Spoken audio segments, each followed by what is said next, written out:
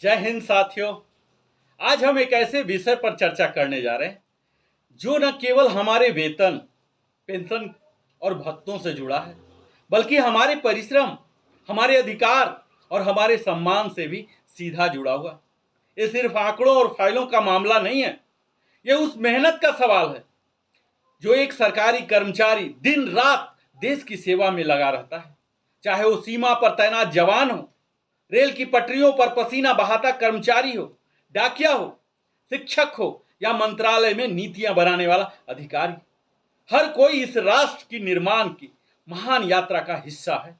आज हम बात करेंगे 8th पे कमीशन की, उस उम्मीद की जो लाखों परिवारों के चेहरे पर मुस्कान ला सकती है, उस जिम्मेदारी की जिसे सरकार को निभाना है, उस एकता की जिसे हम मिलकर बनाए रखना है। दोस्तों, यह सिर्फ वेतन का मुद्दा नहीं, एक सम्मान का मुद्दा है, एक न्याय का मुद्दा है और सबसे बढ़कर यह राष्ट्र निर्माण का मुद्दा है। तो आइए एक एक बिंदु को समझते हैं, उसकी गहराई में जाते हैं और उस राष्ट्रीय भावना के साथ आगे बढ़े जिसके लिए हम सभी ने जीवन समर्पित किया है। जैसा कि आप जानते हैं, सरकार ने 8th पे कमीशन को जनवरी 2025 में मंजूरी दी थी। इसके बाद 5 जनवरी 2025 को दिल्ली में चुनाव हुए जिसमें बीजेपी की शानदार जीत हुई। लेकिन इस जीत के बाद सरकार ने इस पे कमीशन पर ध्यान देना थोड़ा धीमा कर दिया और पिछले 6 महीने में न तो चेयरमैन का गठन हुआ, न ही टर्म्स ऑफ रेफरेंस जारी किए गए।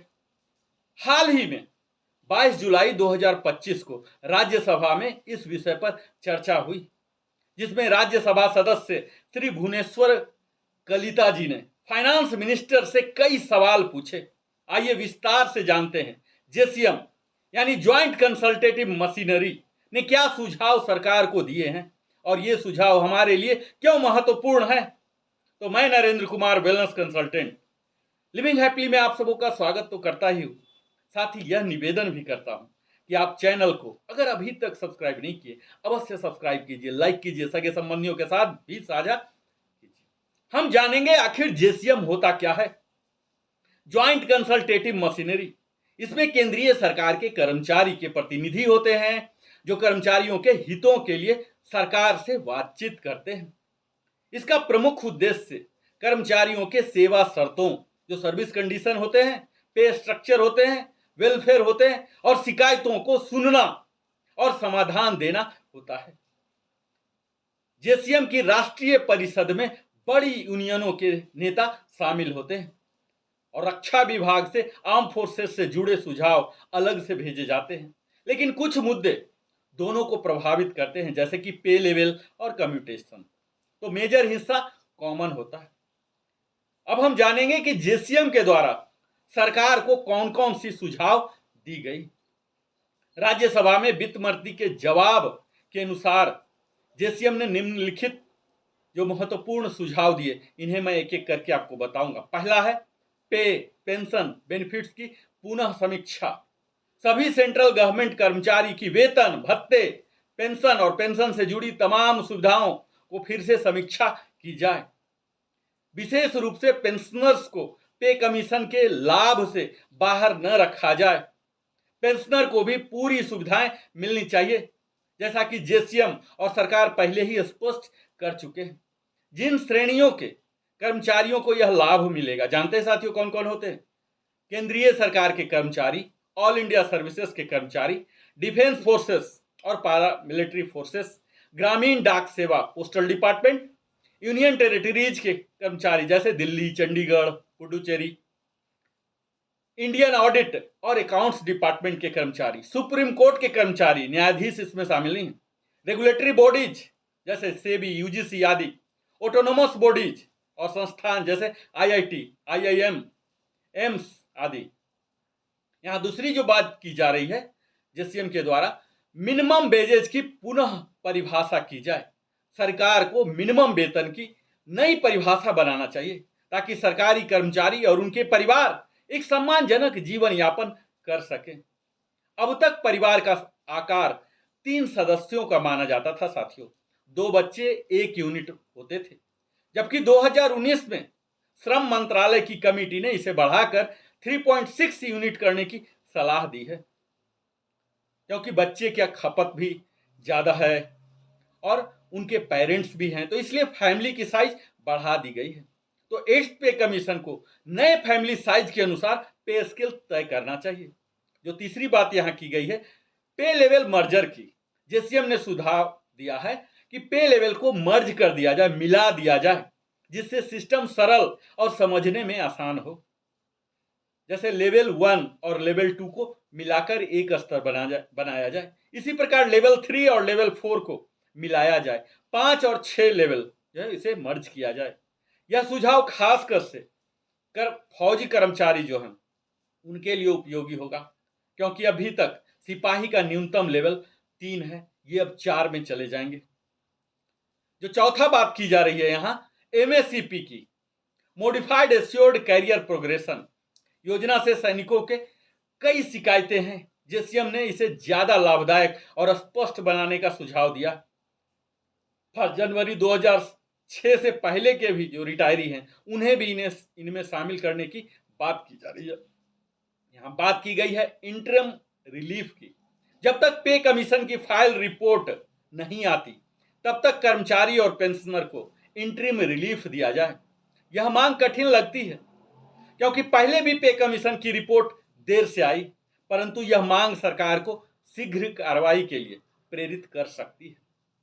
जो छठा डिमांड है यह है डीए, डियरनेस अलाउंस, और डियरनेस रिलीफ जो पेंशन को मिलता है, इसको बेसिक पे और बेसिक पेंशन के साथ मर्जर तुरंत मर्ज किया जाना चाहिए ताकि कर्मचारी को राहत मिले। जो सातवां बिंदु है, पेंशन रिफॉर्म की बात की जा रही है। कम्यूटेड पेंशन को 12 साल के बाद पुनः रीस्टोर कर दिया जाए, जो भी 15 साल है। आप सुन ही रहोगे मीडिया में, न्यूज़पेपर में ऑलरेडी केस चल रहे हैं इस पर, क्योंकि पहले इंटरेस्ट रेट ज़्यादा था, अब कम है, तो आज प्रासंगिक नहीं है 15 साल में रीस्टोर, 12 साल में इसे रीस्टोर किया जाए और हर 5 साल में पेंशन रिव्यू की जाए। पुराने और नए पेंशनर के बीच कोई असमानता न हो। जैसे अभी आपने देखा कि ओआरओपी में टेबल 8 है, टेबल 7 है, यानी कि 2016 के बाद का रिटायरी का कुछ 2016 से पहले का, तो ये सब डिस्क्रिमिनेशन नहीं होना चाहिए। इन्हीं तमाम बातों पर उठाई गई है। एनपीएस, नेशनल पेंशन सिस्टम को हटाकर पुरानी पेंशन जो अटल जी से पहले था, ओपीएस, पुरानी पेंशन योजना लागू की जाए। यह विशेष रूप से सिविल कर्मचारियों के लिए महत्वपूर्ण है। सेना के लिए 1 रैंक 1 पेंशन, ओआरओपी की अलग से लड़ाई चल रही है। यहाँ 8वें बिंदु में कही जा रही है मेडिकल सुविधाओं में सुधार। CGHS, central government health scheme में सुधार किया जाए ताकि सभी कर्मचारी और पेंशनर को कैशलेस मेडिकल सुविधा और बेहतर दिया जा सके। जैसे सीजीएचएस है, जो सुविधाएं बेहतर होती हैं ईसीएचएस से। ईसीएचएस है सेना की स्वास्थ्य योजना से बेहतर हैं, इसीलिए इसमें सुधार जब होगा सीजीएचएस में, तो कुछ जो फैसिलिटी हैं वो ईसीएचएस में भी पास ऑन होंगे, तो यहाँ भी फायदा होने की उम्मीद लगाई जा रही है। जो 9वां पॉइंट है वह है सीईए, चिल्ड्रन एजुकेशन अलाउंस और हॉस्टल सब्सिडी। वर्तमान में ये भत्ते साथियों बच्चे को केवल स्कूल तक मिलते हैं, यानी कि 10+2 तक मिलते हैं। जेसीएम की मांग ये है कि ये भत्ते कॉलेज और पोस्ट ग्रेजुएशन तक जारी रहे। इंटरेस्ट फ्री एडवांस लोन मिले, पहले की तरह सरकार से ब्याज मुक्त लोन, इंटरेस्ट फ्री एडवांसेस की सुविधा पुनः शुरू की जाए। और 11वां मांग जो है रिस्क अलाउंस और इंश्योरेंस, खासकर रेलवे कर्मचारी और ऑर्डिनेंस फैक्ट्री के डिफेंस सिविलियन को विशेष रिस्क अलाउंस और बीमा सुरक्षा दी जाए। तो ये थे उनके सुझाव और मांग। अब हम बात करेंगे साथियों सरकारी जो प्रक्रिया है और भविष्य क्या है। तो वित्त मंत्री ने बताया कि सरकार ने जेसीएम के अलावा ministry of defence, home affairs, department of personal and training और राज्य सरकारों से भी सुझाव मांगे, लेकिन अभी तक यह स्पष्ट नहीं कि ये सुझाव कब आएंगे और पे कमीशन कब बनेगा। आगे का रास्ता अभी भी अनिश्चित है, लेकिन जेसीएम की ये मांगें कर्मचारियों के लिए एक मजबूत आधार है। दोस्तों, ये 8th पे कमीशन से जुड़े सुझाव और स्थिति की पूरी जानकारी थी। यह साफ है कि कर्मचारियों की कई महत्वपूर्ण मांग सरकार के समक्ष रखी गई है, लेकिन अंतिम निर्णय अभी लंबित है और हमारी उम्मीद है और मेहनत से भी हमें बेहतर भविष्य की ओर ले जाएगा। आपका सहयोग जरूरी है। साथियों, हमने आज देखा कि 8th पे कमीशन सिर्फ एक आर्थिक सुधार नहीं, बल्कि लाखों सरकारी कर्मचारियों, पेंशनरों और उनके परिवारों के जीवन में बदलाव की किरण है। ये संघर्ष सिर्फ हमारा नहीं, ये उस हर का संघर्ष है जो देश के लिए काम करता है। साथियों, हम एकजुट होकर आवाज उठाते हैं तो आवाज संसद की दीवारों को भी हिला सकती है। हमारा लक्ष्य सिर्फ वेतन वृद्धि नहीं, बल्कि एक ऐसा सिस्टम बनाने का है जो हर कर्मचारी को न्याय, सुरक्षा और सम्मान दे सके।